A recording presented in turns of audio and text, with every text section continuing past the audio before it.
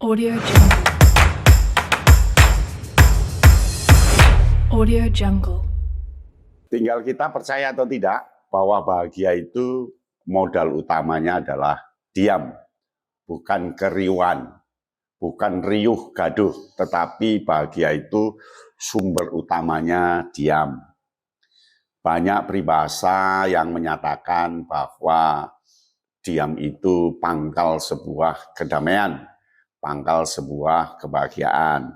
Seperti air beriak tanda tak dalam. Artinya kita tidak boleh beriak karena pasti tidak dalam. Yang kedua, tong kosong nyaring bunyinya. Maknanya sebaliknya, tong yang punya isi, dia tidak akan punya bunyi nyaring. Artinya cukup diam. Lalu di Jawa ada peribahasa, kakean geluduk ora enek udan. Terlalu banyak petir tapi tidak ada hujan. Artinya ngumbar omongan ke sana kemari tapi tidak ada bukti. Jadi diam itu menjadi modal kita untuk bahagia. Nah, bahagia itu modalnya diam karena dia mengandung filosofi mendalam loh tentang cara menemukan kedamaian sejati. Bukan berarti kita harus bungkam, melainkan belajar berhenti dari kegaduhan duniawi. Nah, tentu tujuannya adalah untuk menyelami kebahagiaan yang sesungguhnya. Nah, kita harus percaya itu. Diam itu kan sama dengan berhenti mengejar yang semu. Banyak orang sibuk mengejar harta, pengakuan, kesenangan sesaat, tapi lupa loh bahwa kebahagiaan sejati itu justru hadir saat kita berhenti sejenak dari hiruk pikuk ramainya dunia. Itu banyak contohnya loh.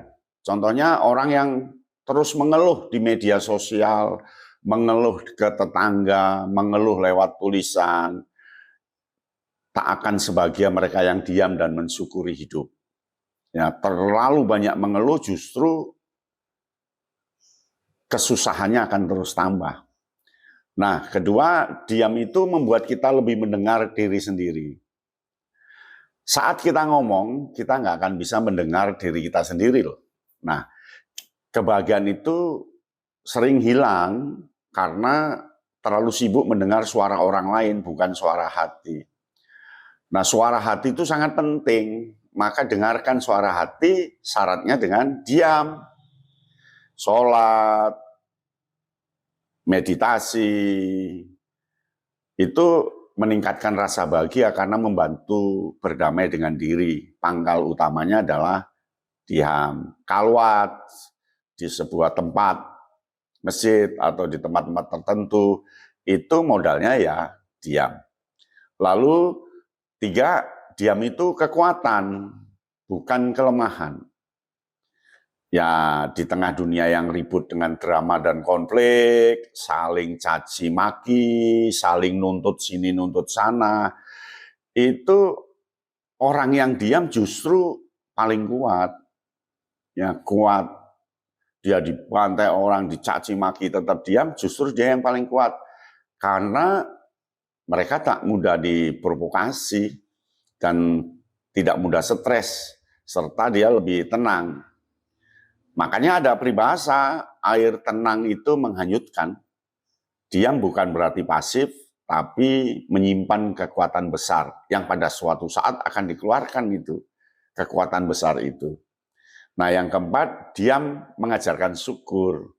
Saat kita diam, kita lebih mudah melihat betapa banyak hal yang kecil yang patut disyukuri. Udara segar, mampu menangkap suara dari telinga yang masih sehat ini, mampu menangkap warna dari mata yang masih sehat ini, mampu memikirkan sesuatu dari otak yang masih sehat. Itu lebih berharga dan bisa dirasakan dengan cara diam. Jadi diam itu syukur, mengajarkan kita bersyukur.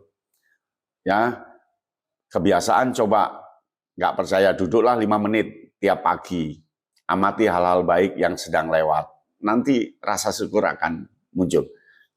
Nah, yang kelima itu Bahagia yang tidak bergantung pada orang lain, yaitu diam.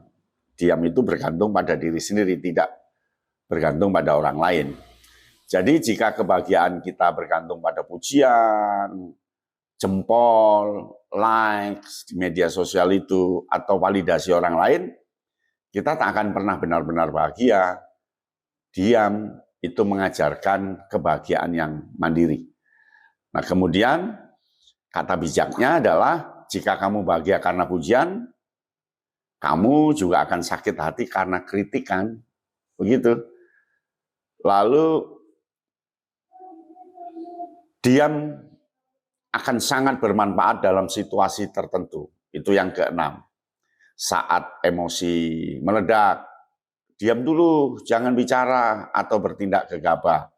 Saat dunia terlalu bising, matikan gadget, matikan televisi, nikmati kesunyian. Saat orang lain mengganggu, nggak perlu membalas omongan negatif. Diam itu obatnya. Kita paham ya, diam itu bukan berarti kalah, tapi memilih bahagia tanpa perlu membuktikan apapun. Nah, yang ketujuh, diam dari keluhan. Kita tidak pernah mengeluh karena kita diam. Orang yang mengeluh itu kan orang yang tidak diam. Ya kan, selalu orang lain diberi tumpuan curhat keluhan. Nah, yang kedelapan, kita harus diam dengan cara tidak membandingkan diri. Jadi diri kita itu tidak bisa dibandingkan orang lain karena memang beda. Tanggal lahirnya aja beda, suasana lahirnya beda, dan seterusnya. Dan yang terakhir, yang ke-9, diam itu adalah menghilangkan toksik, racun yang ada dalam diri kita.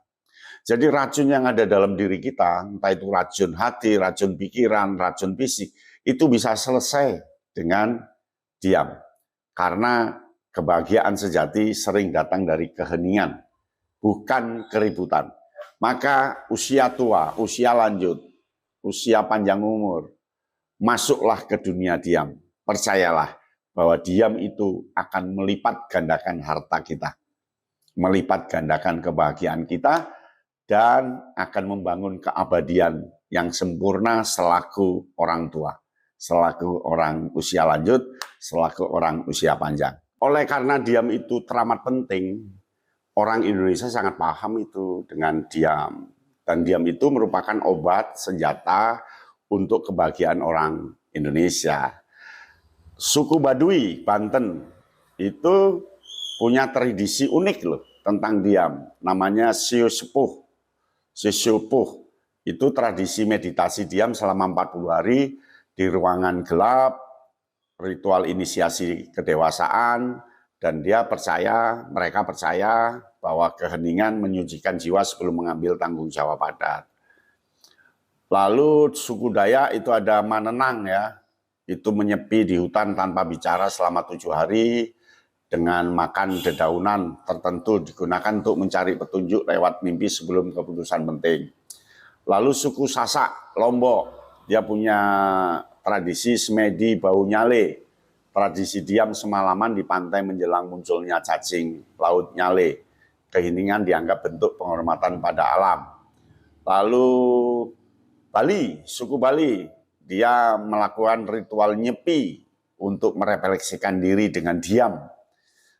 Semalaman suntuk, sehari semalam, itu untuk refleksi diri.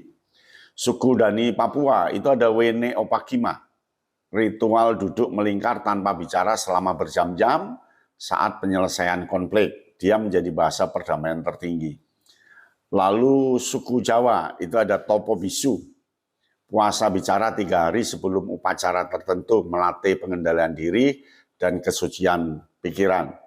Lalu suku Bugis, Sulawesi ya, itu ada Mabisu-bisu, tradisi diam 1 hari penuh setelah kematian kerabat sebagai bentuk duka terdalam.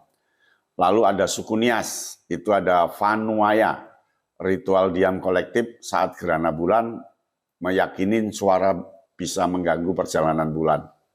Jadi diam itu bentuk penghormatan tertinggi. Diam itu keheningan sebagai jalan memperoleh kebijaksanaan. Diam itu tidak berbicara, tetapi mendengarkan suara alam, dan diam itu menjadi bahasa universal dalam penyelesaian masalah. Maka kalau ingin bahagia, harus dengan diam. Dalam diamnya orang Nusantara, orang Indonesia, tersimpan samudera makna yang tak tergali oleh kata-kata. Itulah pepatah Melayu kuno. Demikian, salam Kayatna Bintang. Audio Jungle. Audio Jungle.